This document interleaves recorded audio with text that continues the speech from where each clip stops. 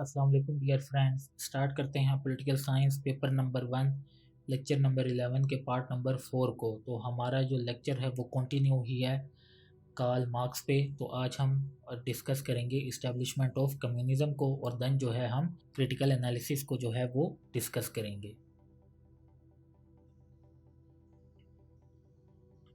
अच्छा जी, जो कम्युनिज़्म है इसको जो है वैसे हमने लास्ट लेक्चर में ही डिस्कस कर लिया था, बट जो है फिर भी इसकी अलग से हेडिंग जो है वो दे के तो इसको डिस्कस कर लेते हैं। तो जो कम्युनिज़्म है वो इस्टेब्लिश हो जाएगा तो क्या होगा, it will be a classless state.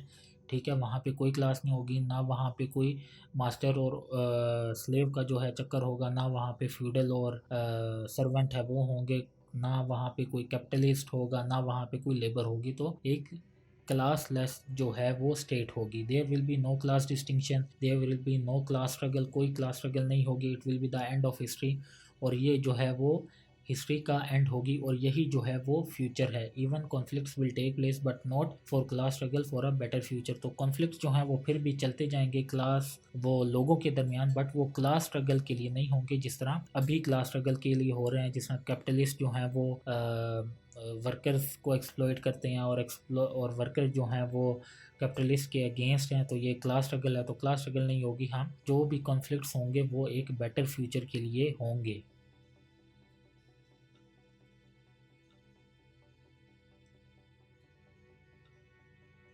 People will be truly free, तो पीपल जो है इन ट्रू स्पिरिट्स जो है वो फ्री होंगे। एवरीथिंग विल बी शेयर्ड, तो हर चीज़ जो है वो शेयर्ड होगी, वो चाहे रूल्स हो, प्रॉपर्टी हो, जो भी चीज़ हो।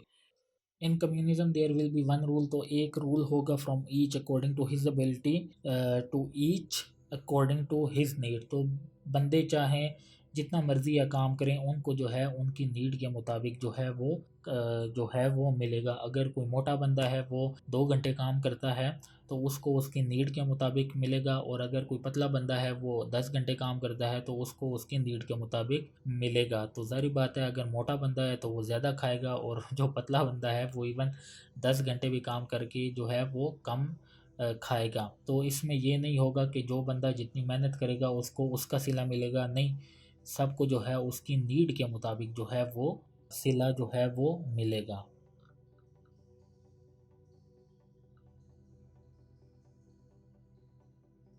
अच्छा जी, क्रिटिकल एनालिसिस को देखते हैं। The first one is substantive level. तो सब्सटेंटिव लेवल पे जो है हम सबसे पहले क्रिटिकल एनालिसिस को देखते हैं। Marx materialist view to explain and understand social phenomena is unique and sensible. तो जो उसने मटेरियल डायलेक्टिसिज्म की बात की है कि हर चीज़ को जो है हमें इकोनॉमिक के लेंस के थ्रू देखना चाहिए, तो ये यूनिक और सेंसिबल है। ठीक है, marks is the official ideology of millions today.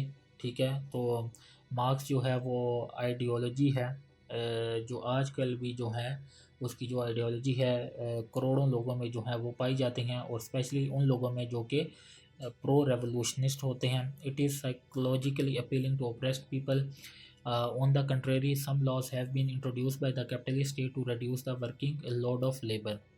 तो इसकी जो आइडियोलॉजी है वो साइकोलॉजिकली बड़ी अपीलिंग है, और वो अपीलिंग उन लोगों के लिए है जो कि बहुत ज़्यादा ओप्रेस्ड हैं। आजकल जो है पाकिस्तान के हवाले से देखा जाए तो हम लोगों के लिए जो है ये बड़ी मायने रखती है।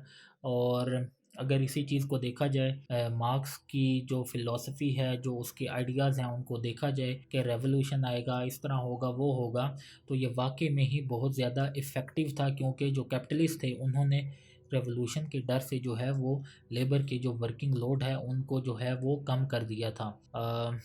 यूएन जो है वो बनी तो उसने जो है लेबर का जो वर्किंग लोड है उसको डिफ़ाइन कर दिया कि 8 आवर्स जो है वो पर डे होगा, और not more than 40 hours per week होगा। तो ये जो है उसकी आइडियोलॉजी की बदौलत ही हुआ है।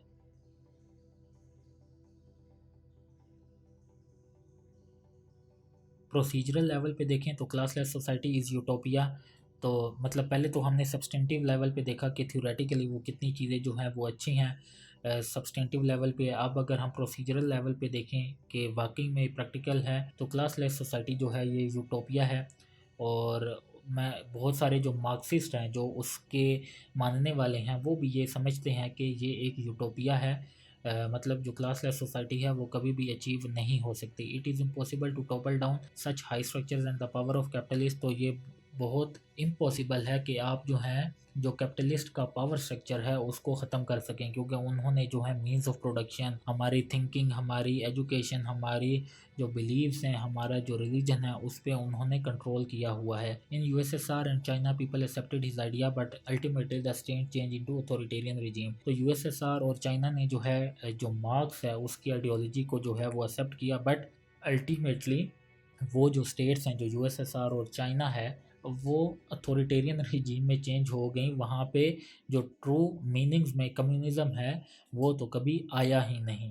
तो जी इसके अलावा भी बहुत सारे पॉइंट्स हैं जो कि आप खुद से करेंगे, क्योंकि मेरे पास जो इधर हैं सब्सटेंटिव लेवल और प्रोसीजर लेवल पे मोर देन जो है 10 पॉइंट्स जो हैं वो लिखे हुए हैं, बट जो मेजर हैं वो मैंने आपको बता दिए हैं। और अब ये मैं आप पे छोड़ता हूँ, क्योंकि इतने लंबे लेक्चर जो हैं वो मैंने आपके लिए प्रिपेयर किए हैं और एक एक चीज़ जो है वो प्रिपेयर की है। तो आप जो हैं वो आई होप कि अब खुद भी जो हैं वो लिख सकेंगे, मार्क्स पे क्रिटिकल एनालिसिस जो है वो कर सकेंगे। और लास्ट में वही बात कि अगर आपको ना समझ आए तो आपने दोबारा वीडियो देखनी है, और फिर भी ना समझ आए तो आपने जो है मुझसे कांटेक्ट करना है, तो मैं आपको जो है वो बता दूंगा। बट उससे पहले आपने पूरे जो ये लेक्चर्स हैं, समझिए कि 4 लेक्चर्स हैं, इनको लिखना है, ठीक है, इनके नोट्स बनाने हैं, इनको दोबारा पढ़ना है, दोबारा वीडियो देखनी है। तो आई होप आपको चीज़ें जो हैं वो खुद ब खुद समझ में आने लग जाएंगी, क्योंकि बहुत सारे लोगों के लिए ये नई नई चीज़ है। फ़िलासफ़ी जो है वो नई चीज़ है, पॉलिटिकल साइंस जो है वो नई चीज़ है। तो एक दफ़ा वीडियो देखने से कभी भी जो है वो समझ में नहीं आएगा।